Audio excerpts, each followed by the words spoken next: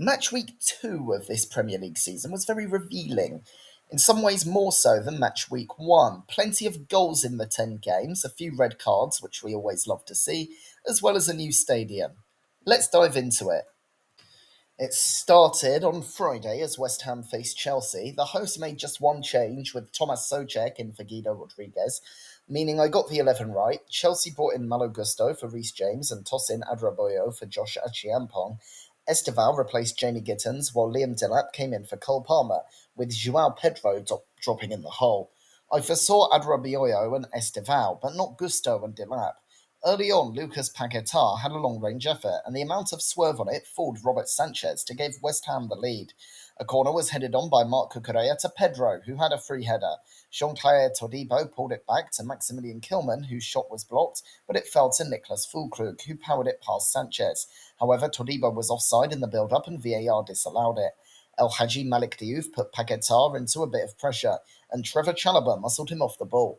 Pedro put in a cross, and Pedro Neto got clear of Van Wan-Bissaka to give Chelsea the lead, and it stood despite West Ham's pleas for a foul on Paquetá in the build-up. Esteval went on a run down the right and then cut back to Enzo Fernandez, who had a tap-in for 3-1. In the second half, Mads Hermansen flapped at a corner and it fell to Moises Caicedo, who managed to poke it in off the bar. Another corner was then headed down by Pedro and finished off by Chalobah. Wow, the scoreline didn't paint the full picture, to be honest, but it's pretty sobering anyway, and Graham Potter is under huge pressure. Somehow he's 2-1 to be the next Premier League manager removed, even with the drama regarding Nuno Espirito Santo. West Ham's 3-0 loss to Sunderland was damaging, but Chelsea had their own problems. They had drawn the opener 0-0 at home to Palace, and Cole Palmer left the warm-up early and was replaced. And actually, West Ham did have some decent football about them. They punished Chelsea youngster Esteval, who came in for Palmer late on, for giving the ball away in midfield. And no one picked up Lucas Paquetá. The disallowed goal was a genuinely nice move, but ultimately they held 5, conceding 8 from their opening 2, which is just unacceptable in the Barclays. Without Palmer, Chelsea had no real problems. I like that in a game where his team were heavily favoured, Enzo Maresca was bold, bringing Enzo Fernandez forward to be more like an additional attacking midfielder, despite being on paper a defensive one. This was rewarded when the Argentine got a goal, although Esteval, who only knew he was starting at most maybe 15 minutes before kick-off, was the creator, and West Ham failed to lock him off. Liam Delap deserves some credit as well, and I want to give him his flowers because I saw a few people mocking him. Only 6 passes and without a goal as the main number 9 in an everybody eats game. Well, maybe, but ultimately his movement off the ball was superb. It's no coincidence that Joao Pedro, Esteval, Fernandez, and Pedro Neto had so much space. Maresca flooded West Ham with attacking players, and with Delap doing the dirty work, they succeeded. I did a watch along on this very channel, and on Sky Sports, they kept on zooming in on Graham Potter's miserable face. And miserable really was the word for it. As I said, West Ham weren't actually that bad in many ways. In the early stages, they were the better team. Maresca's decision to bring up Fernandez had its downside in that Paquetá saw a lot of space and he used it to get the opening goal. But let's remember this, they conceded 3 goals from corners. That is unacceptable. The first was a nice routine from Chelsea, but Mads Hermansen flapped at the second and gave Moises Caicedo an early goal. Hermansen and Wan-Bissaka went for the same ball for the 5th, and really Wan-Bissaka should leave it for his goalie. The way things are going in Stratford, I'm surprised West Ham didn't concede from an own goal. But if they want to stay up, they need to at least stop scoring metaphorical ones. Anyway, this is obviously good news for Chelsea, for whom it would feel like anything but a win would maybe take out of the title race already. West Ham can still sort things out, but they'd rather do it before the window shuts. At 12:30 on Saturday, Man City hosted Spurs. City made 2 changes from their win over Wolves, with Ryan Cherki in for Bernardo Silva and Omar Marmoush in for Jeremy Doku. I was wrong in thinking Ederson would replace James Trafford, but correct that Matthias Nunes wouldn't come in for Lewis. I thought if Cherki would come in, it would be for Oscar Bob. But Pep knows when to surprise. Spurs made 2 changes and both were predicted. Lucas Bergvall and Archie Gray replaced by Rodrigo Bentancur and Joao Palhinha. However, I think most people were anticipating that. A ball booted by Trafford bounced awkwardly, and Pedro Porro's header was pounced on by Marmoush, but it was at a tight angle, and the Egyptian put it wide. A through ball by Erling Haaland set up Marmoush, but Guglielmo Vicario came out and made himself big enough to save it. A long ball was headed on by Sarr to free Richarlison, and he cut it back to Johnson, who fired in despite Trafford getting a hand to it. Richarlison was ruled offside, but VAR overturned this and it was 1-0 Tottenham. In injury time, Trafford, under pressure in the box, tried to pick out Nico Gonzalez despite him being marked by Sarr, and the Spaniard could only find Richarlison. Trafford palmed it away, but only as far as Palinia, who fired in, again despite a Trafford touch. From a short corner, Cherky found Haaland with a cross, but the Norwegian's free header was put over. In the second half, a break for Spurs led to a Johnson effort from outside the box, but it was high and wide, and probably a pass should have came instead. Doku ran down the left on the break and pulled it back to Phil Foden, but his effort was blocked by Mickey van der Ven. Well, anyone who was taken in by City beating Wolves 4-0 should now understand why I'm not quite sold on them. As for Tottenham, the first real scout for Thomas Frank. This is what was written by Alex Kebble on the Premier League website. Tottenham Hotspur's 2-0 victory over Manchester City was a masterclass in tactical preparation and flexibility, in the benefits of hiring a head coach who doesn't cling to utopian ideals of how the sport should be played. Blimey, I wonder who they could be talking about there. To be fair, Ange Postecoglou also won 4-0 here last season, and the article goes on about how this one felt different, less smash and grab on one day, and more deserved as part of a consistent transformation. I like to agree with him on one aspect in particular, which is that Spurs' midfield was fantastic. They were playing with high pressure and intensity, and this not only led to counter attacking opportunities, but also stunted City's own attack. Tiani Reinders was superb against Wolves, but was no match for Palinia today.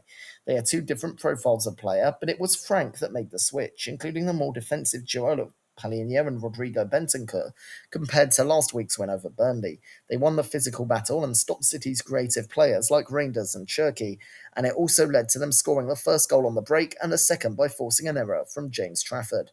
Man of the match, Palinia won 8 duels and made 4 tackles and got the second goal.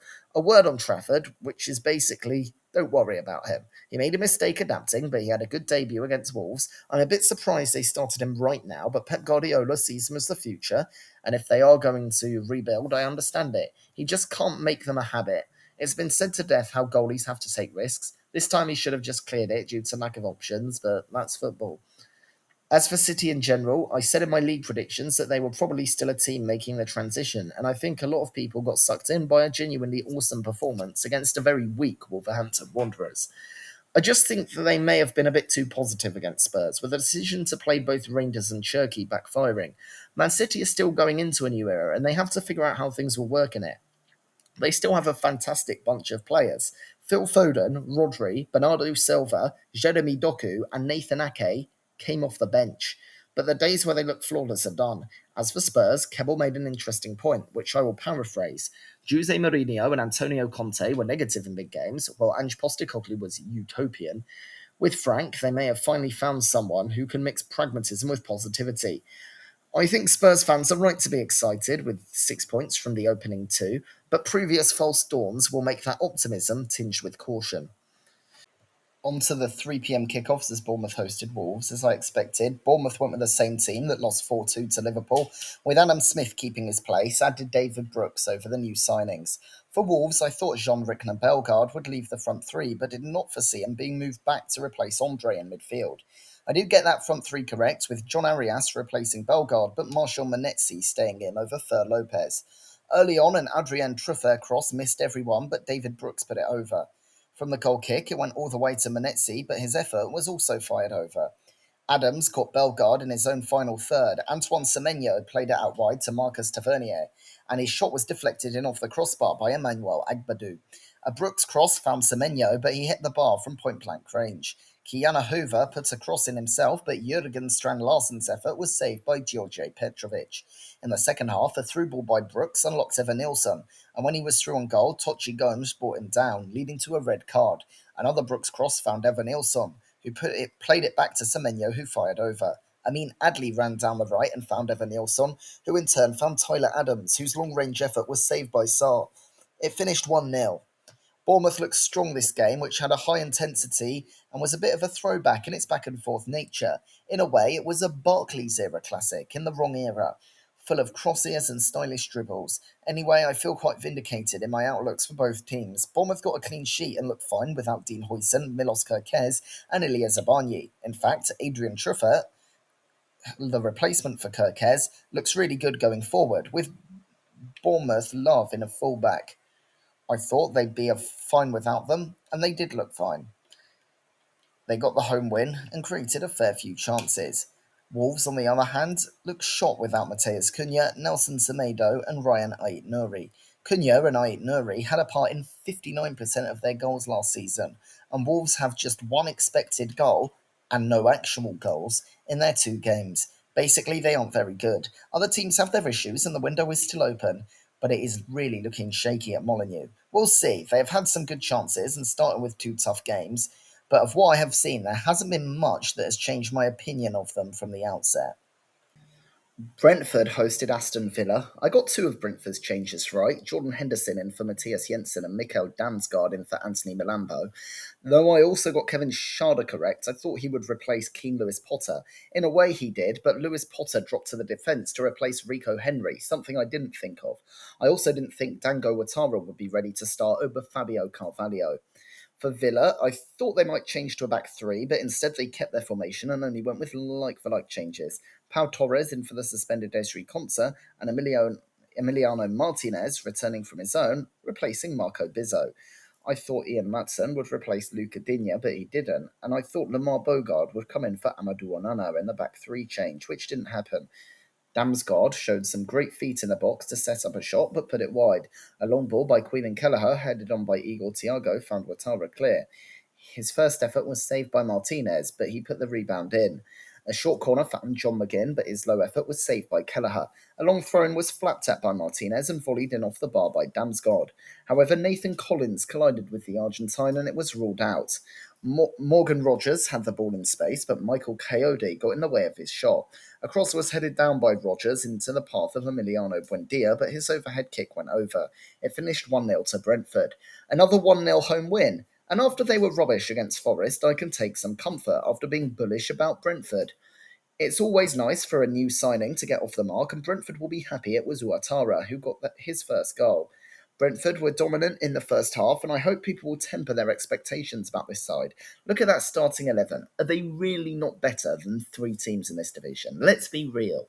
Villa got into it in the second half, but they didn't really create many chances, and it's a bit of a worry.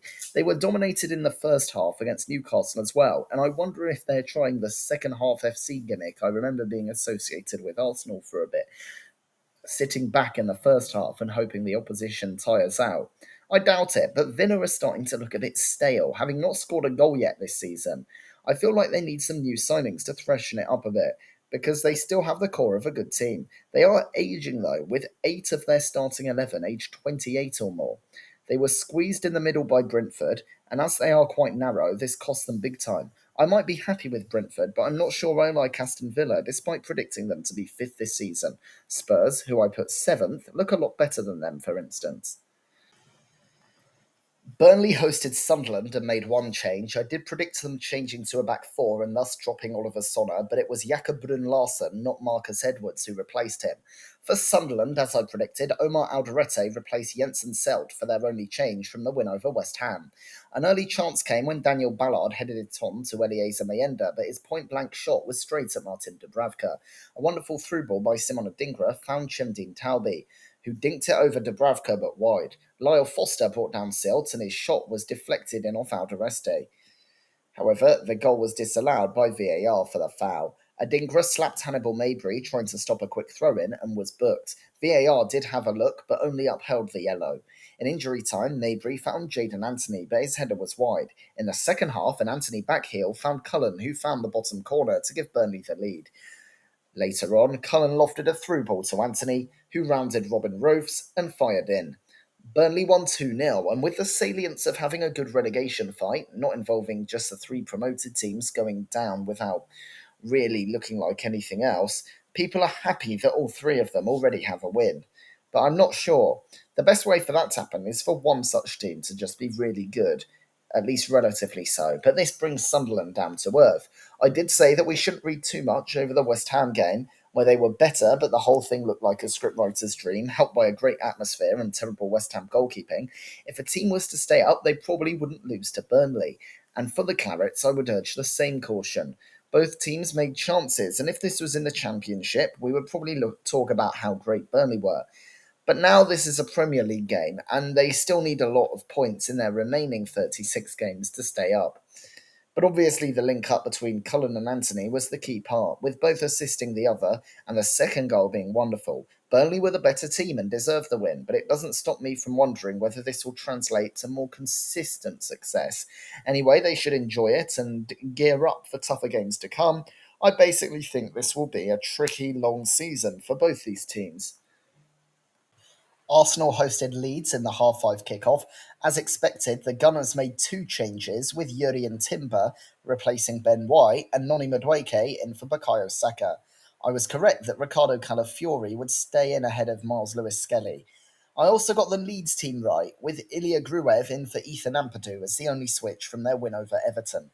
From a corner, Pascal Streak saw his effort tipped over by David Royer. Arsenal's own corner from Declan Rice was headed by Timber into the bottom corner. In injury time, Gruev gave it to Martin Zubimendi in midfield under pressure from Rice, and he found Timber, who played it forward to Bukayo Saka, who smashed it past Lucas Perry into the far post. A ball played over the top by Calafiori was picked up by Victor Gyökeres, who cut inside and found the near post. A corner bobbled around in the box, touching the arms of both William Saliba and Stroik before Timber poked it in. In injury time, Max Dowman ran into the box and was tripped by Anton Stack. Gyökeres fired home and Arsenal won 5-0. Great stuff for Arsenal, and Gyökeres really showed his stuff here. The Swede had three shots and scored two of them. As we saw against Man United, he's not the most involved player in build-up play, and when trying to hold out a lead in a gritty game, he was correctly replaced. But he converts chances into goals, and that's such a big attribute. Considering where he picked up the ball in space, it was brilliant to find that third goal. Arsenal struggled in these games, needing injury time to be promoted and then relegated Leicester at home last season.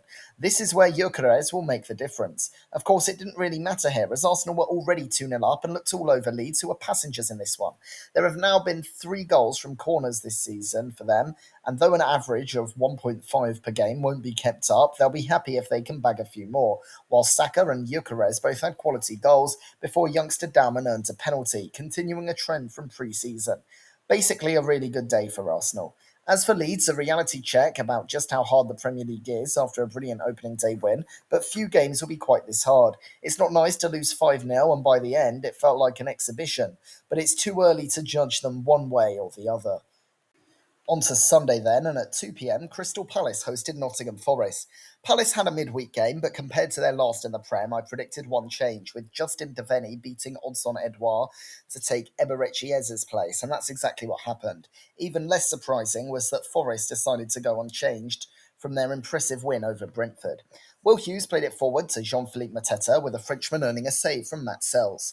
From a corner, Maxence Lacroix headed downwards and it was easily held by Sells. Daniel Munoz found Ismaila Sarr in space with a cross and he put it in the bottom corner to give Palace the lead.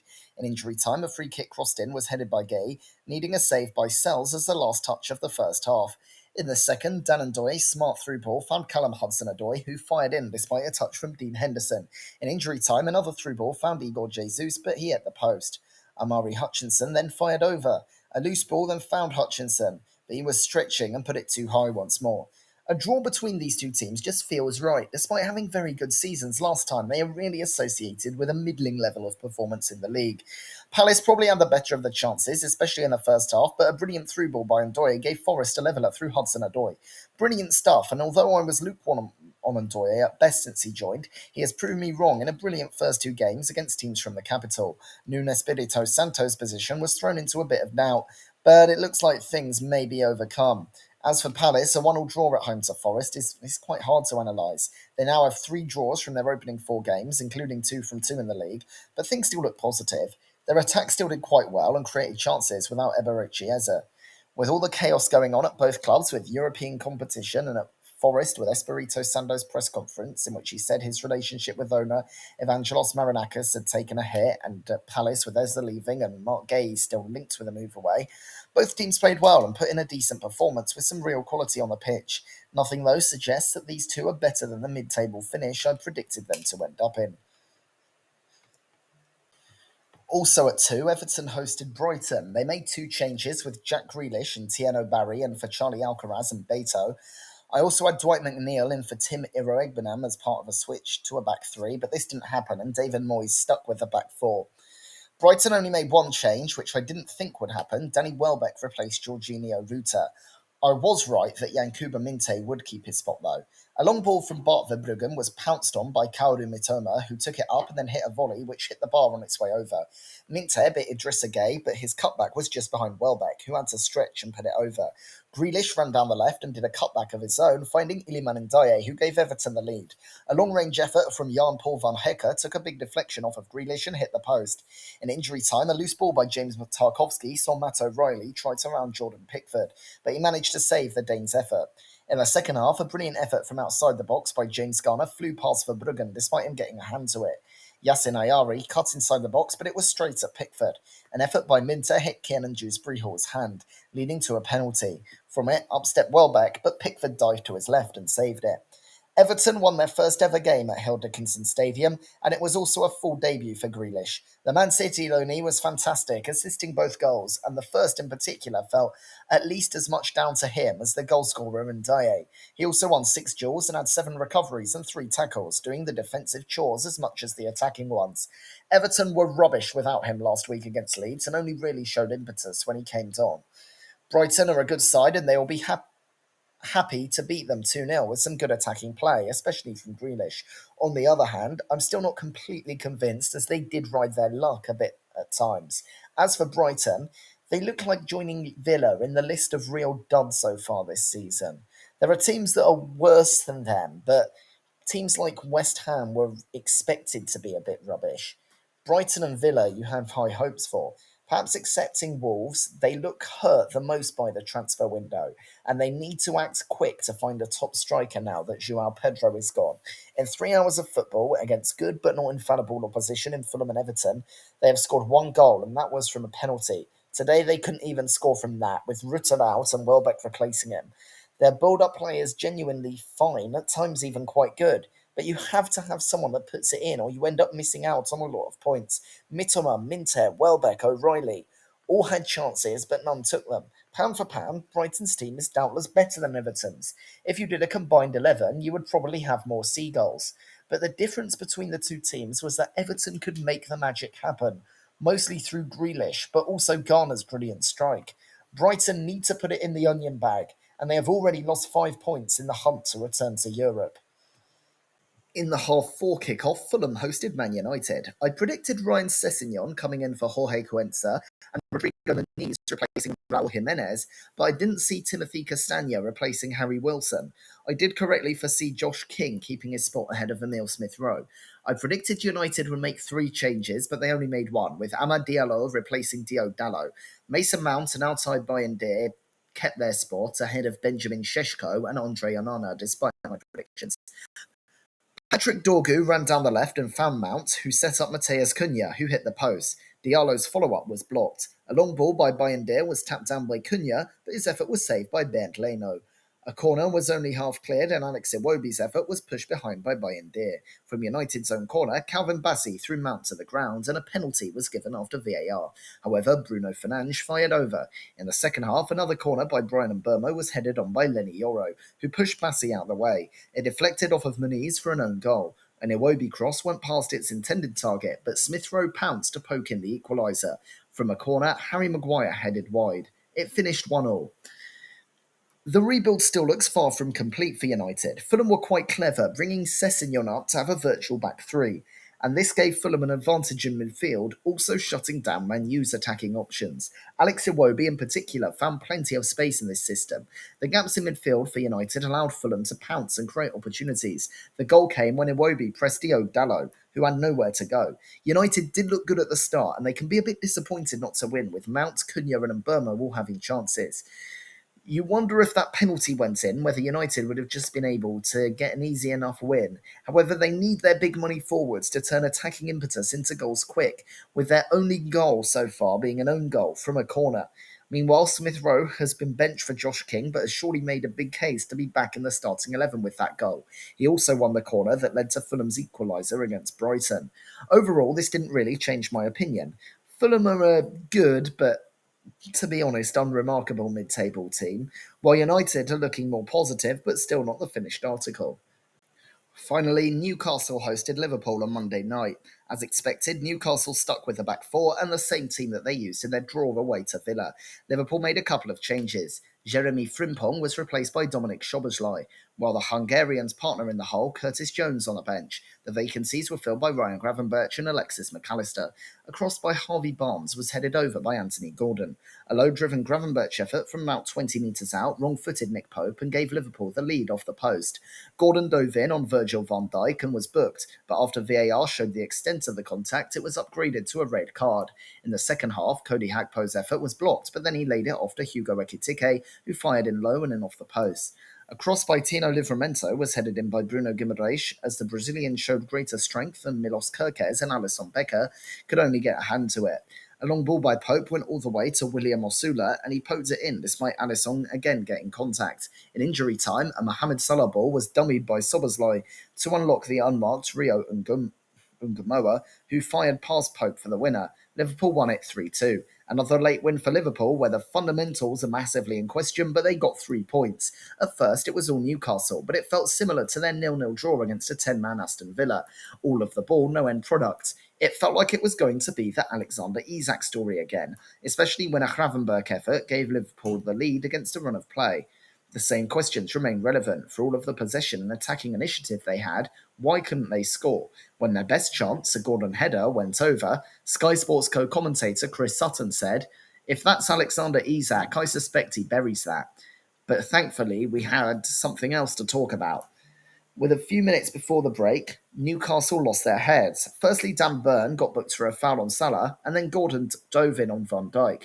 It may have been considered a yellow at first, but the more you looked at it, the worse it got, and off went Gordon. It did kind of make sense. They had worked so hard, been the better team, and then got nothing of it. All in front of 50,000 Geordies feeling exactly the same way and making it known. Then Liverpool scored again, about 20 seconds into their second half. Boring. Game over. Time to switch over to the soaps. Newcastle's solution to being outnumbered was genius in how obvious it was. Use long balls, especially from the goalie. After all, if the goalie is taking a free kick, then the man advantage disappears. They got both their goals from this method, and it really didn't look like Newcastle were outnumbered because of it. However, defensive questions remained for Liverpool. Kerkez's lack of strength for the first goal was a bit embarrassing, and both Ibrahima Konate and Gravenberch had to do better for the second. However, after conceding the equaliser, they got back into the game and ended up finally pressing home the advantage with Ungamoa completely unmarked. Newcastle would be gutted to let things slip, but they obviously played their part in a class Premier League game. I said Bournemouth versus Wolves felt like a throwback to the Barclays era. Well, this one was more like the Carling era, 1990s in nearly every way, and all the better for it. Looking at my predictions, I did get a Chelsea win, but not quite the scale of it. Well, I did see Spurs scoring 2, but thought it'd be as part of a draw. I got a Bournemouth win, but went for 2-0 instead of 1-0, and Villa disappointed me after I backed them to win away. I thought Burnley-Sunderland would be a draw, but Burnley were deserved winners, and though I got Arsenal winning, I didn't predict 5. Palace 1, Forest 1 is my first correct score of the season. Well, I thought the same would happen at Hill Dickinson Stadium, but I was wrong. A Bruno Fernandes penalty separated me from a correct score at Craven Cottage. Well, I nearly got the Monday game right, but the late winner puts one in the red column. 1 correct score as part of 4 correct results. Pretty middling stuff. All right, let's finish it off with our transfer roundup. Remember, deadline day is coming. Arsenal have signed Eberechi Eze from Crystal Palace for £60 million plus £7.5 million. Eze signed for Palace in 2020, playing 169 times in total for them and being considered a star player for the Eagles. He also has 11 caps for England. They were also linked with Pedro Hinsapie, but will need to sell players to seal the deal, with Jakub Kivior linked with a sell to Porto, and Reece Nelson, Fabio Vieira, Albert Sambi-Lokongo, and Alexander Zinchenko also nearing an exit, which would free up space for the Bayer Leverkusen man. Academy player Jack Porter has a new contract, while Karl Hein, who has 1 senior appearance, is loaned to Werder Bremen after spending last season at Real Valladolid. Villa have loaned academy player Ewan Simpson to Hamilton. It is considered that their transfer business is hamstrung by PSR regulations. Bournemouth have sold Daniel Adu-Adjei, who played once for them but spent last season on loan at Carlisle, to Rijeka for £1.2 million. Philip Billing, who joined from Huddersfield in 2019 but only played 10 times last season before a second-half loan to Napoli, joins Midtjylland for £5 million. Chris Mepham, who joined from Brentford in 2019, spent last season on loan at Sunderland and is now sold to West Brom for £1 million. Luis Sinisterra, who was signed from Leeds on loan to 2023, then upgraded to a permanent in 2024, played just 14 times last season and is loaned to Cruzeiro. Alex Paulson was signed in 2024, but then immediately loaned out to Auckland FC. He is now loaned to Lechia Gdansk. Keith Andrews has said he expects Johan Wissa to stay a Brentford player despite interest from Newcastle, but has still left him out of the matchday squads for the time being. Brighton have sold Abdallah Sima to Lens for an undisclosed fee. He never played since signing in 2021, being loaned to several teams, including Brest last season. Fabian Hutzler has indicated that the Seagulls are unlikely to sign more players, but also said that he is 100% sure Carlos Baleba will stay at the club after Man United's interest cooled due to their high asking price. Burnley have let Etienne Green go to Federicia for free. Green didn't play a game after signing from Saint Etienne a year ago. Chelsea have sold Carney Chukwuemeka to Borussia Dortmund for £24 million. He signed from Aston Villa in 2022 but had limited minutes, playing just 5 games last season before being loaned to BVB, for whom he played 17 times. Alfie Gilchrist, who played 17 times for Chelsea after graduating their academy but spent last season on loan at Sheffield United, is sold to West Brom for £1.2 million plus £800,000 in add-ons. They have also loaned Aaron Anselmino to Borussia Dortmund after they signed him from Boca Juniors last year, loaned him back, and he played 1 game in the Club World Cup. They're also very closely linked with a move for Man United's Alejandro Garnacho, while Christopher Nkunku is expected to join AC Milan. Palace's big news is the sale of Eberechi Eze to Arsenal for £60 million plus £7.5 million in add-ons. Mateus França, who played just 19 times since signing in 2023, is loaned to Vasco da Gama, while academy graduate Hindola Mustafa is loaned to Nuremberg. Palace have been aiming to sign 2 defenders to allow Mark Guehi's sale to Liverpool. JD Canvo, Manuel Akanji, Usman Diamande, and Evan Ndika are on the list, while they're also expected to sign Villarreal winger Jeremy Pino. Everton have signed right winger Tyler Dibbling from Southampton for £35 million. Dibbling paid 33 times for the Saints in the Premier League last season and is just 19. Academy player Justin Clark gets his first pro contract. Despite complaining from Marco Silva, Fulham still haven't done anything thus far in the market. Leeds have signed defender James Justin from Leicester for £8 million.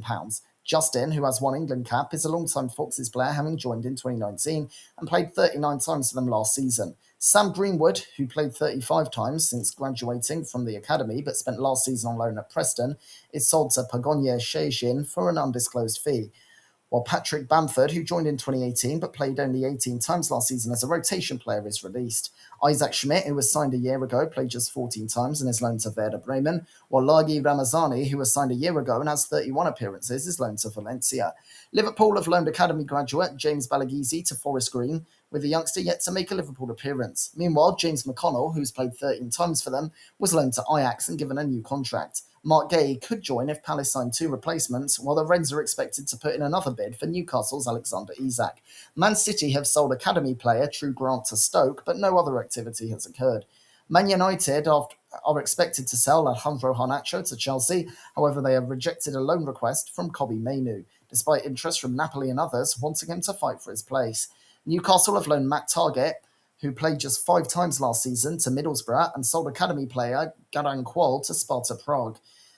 They had a big bid for Jurgen Strand Larsen, rejected by Wolves, while they should be able to sign Stuttgart's Nick Voltemada and continue to pursue Johan Wissa from Brentford. A bid is coming from Liverpool for Alexander Isak too. Forest have loaned David Carmo to Real Oviedo. He was signed from Porto but loaned to Olympiacos last year. They also had a bid for Strasbourg's Dilani Bakwa, rejected. Sunderland have loaned Luis Semedo, who was on loan at Juventus Next Gen last season, to Moreirense. Spurs have signed forward Xavi Simons from RB Leipzig for an undisclosed sum. The Red Bulls signed Simons on loan from PSV in 2023, making it permanent the next season, playing 78 times in total in Germany, and he also has 28 Netherlands caps at 22. Luka Vrishkovic, who has just signed from Hajduk Split, is loaned to Hamburg. Yves Bissouma is linked with a loan to Galatasaray. West Ham have signed Mateus Fernandes from Southampton for £39 million. The 21-year-old played 42 times for the Saints last season. They have also loaned Edson Alvarez, who played 31 times last season, to Fenerbahce. Youth player Callum Lealock gets his first pro contract. Wolves have signed centre-back Ladislav Krejci on loan from Girona. The Czech international, who only joined last year from Sparta Prague, played 36 times last season in Catalonia and also has 20 caps. They have also sold Fabio Silva to Borussia Dortmund for £23 million. He spent last season on loan at Las Palmas, the last of 4 loans while in the Black Country. Youth player Hayden Carson is loaned to Chester. Well, that's it for the loan roundup, and we'll have the preview later for match week 3, and I'll also talk about the midweek games in the Carabao Cup for 11 teams, I should say, and also Thursday's game for Crystal Palace in the Conference League playoff. But for now, that's it. Thank you for watching. Goodbye.